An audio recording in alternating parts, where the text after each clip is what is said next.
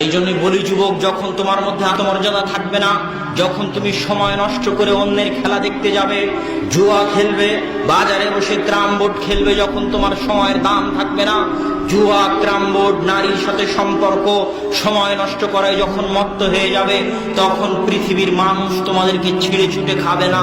তো আর কাকে ছিঁড়ে ছুটে খাবে? তুমি তো নিজের সময়েরই দাম দেওনি, দুনিয়াবাসী কেন তোমাকে দাম দিবে?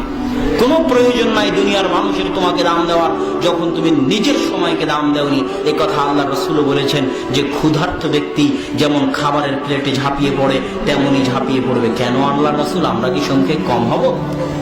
আনাহনু কালিলুন ইয়াউমাইযিন, না, সেদিন তোমরা সংখ্যায় কম হবে না, কিন্তু আনতুম কাগুসাইস সাইল, তোমাদের আত্মমর্যাদা থাকবে না, তোমরা সময়ের দাম দিবে না, তোমরা অন্য জাতির অনুসরণ করবে, অন্য সম্প্রদায়ের অনুসরণ করবে, অন্যের খেলা দেখবে, অন্যের ছবি দেখবে, অন্যের মুভি দেখবে, গান বাজনা নিয়ে ব্যস্ত থাকবে। তোমরা হবে খড়কুটোর মতো, তোমরা হবে ফেনার মতো, কোনো আত্মমর্যাদা থাকবে না। এখানে হাজারো যুবক বসে আছে যাদের ভিতরে সরিষা সমপরিমাণ আত্মমর্যাদা নাই, এদেরকে তুলে ডাস্টবিনে ফেলে দেওয়ার যোগ্য। যুবক, তোমাকে কষ্ট দেওয়ার জন্য বলিনি, তোমার ঈমান জাগরণ করার জন্য বলতেছি। তুমি যখন নিজের সময়কে দাম না দিয়ে খড়কুটো ফেনার মতো হয়ে যাও, সময় নষ্ট করো, জুয়া খেলো, ক্যারমবোর্ড খেলো, তাস খেলো, ক্রিকেট খেলা দেখো, এই সমস্ত খেলায় যখন অংশগ্রহণ করো, তখন তুমি ডাস্টবিনে ফেলে দেওয়ার মতো। আর ফেলেও দিচ্ছে। তুমি পদ্মা সেতুর ইতিহাস পড়ে দেখিও যে পাইলের মধ্যে লেবার পড়ে গেছে, ওই লেবারকে তুলাই হয়নি, পাইলের মধ্যে পড়ে মরে গেছে। এটা বাংলাদেশি লেবার, কোন চায়না কোরিয়ান নয়। কেন? নিজের সময়কে কোনোদিন দাম দেয়নি। আওয়ামী লীগ বিএনপির রাজনীতি করেছে, সারাদিন মদ, জুয়া, আড্ডা, ক্রামবোর্ড নিয়ে থেকেছে। তো এরা যদি লেবারি না করে তো কারা লেবারি করবে? এরা বাংলাদেশেও লেবারি করবে, এরা বিদেশেও লেবারি করবে। এটাই এদের ভাগ্যে লেখা আছে। যতক্ষণ না নিজেরা পরিবর্তন হবে ততক্ষণ। বাহির দেশ থেকে মানুষ এসে এই দেশে বড় বড় চাকরি করবে, বাহির দেশ থেকে মানুষ এসে এই দেশে ইঞ্জিনিয়ারিং করবে, বাহির দেশ থেকে মানুষ এসে এই দেশে ডাক্তারি করবে, বাহির দেশ থেকে মানুষ এসে এই দেশে বিজ্ঞান হবে।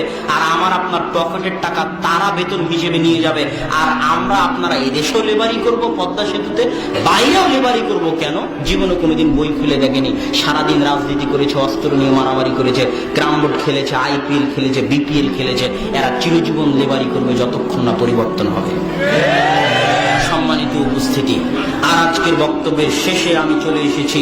বক্তব্যের শেষে আমি এই কথা আপনাদের সামনে অনুরোধ রাখতে চাই যে আসুন আল্লাহ সুবহানাহু ওয়া তাআলা আমাদের যুবক সমাজের মধ্যে আত্মমর্যাদা বোধ জাগিয়ে দিক।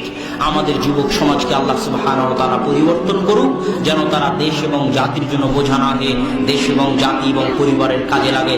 মা এবং বোনেরা যেন হাজেরা এবং সারার মতো তাকওয়াবান, পরহেজগার হয়ে সৎ আদর্শ পরিবার জাতিকে উপহার দিতে পারে।